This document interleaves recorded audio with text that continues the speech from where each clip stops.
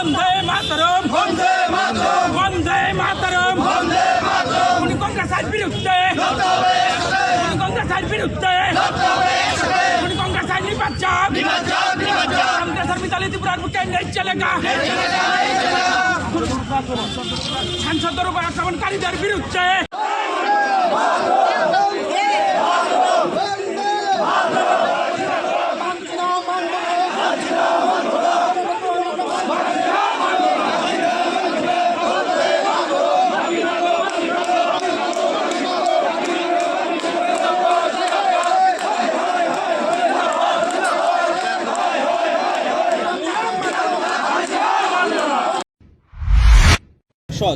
ভারতীয় জনতা পার্টি দল তাদের মাথা ফেটেছে এবং অভিযোগ উঠেছে যে কংগ্রেসের যিনি সাংসদ রাহুল গান্ধী অর্থাৎ যিনি রয়েছেন ওনার বিরুদ্ধে কি বলবেন এই বিষয়টা নিয়ে?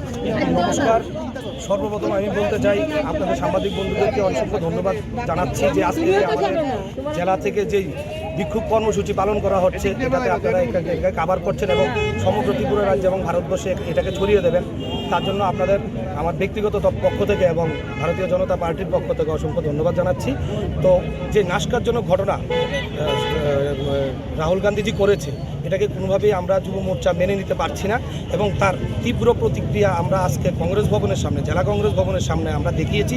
আগামী দিন যদি ওনার বক্তব্যে কোনো সংশোধন না করে তাহলে আমরা আবারও বৃহৎ আকারে এই আন্দোলন নিয়ে যাওয়ার চেষ্টা করব এবং সকল স্তরের মানুষকে অবগত করব যে কংগ্রেস দল একটা দল আরেকটা দলের সাংসদকে কিভাবে অপমান করতে পারে এটা ছড়িয়ে দেব সাধারণ মানুষের মধ্যে। নমস্কার।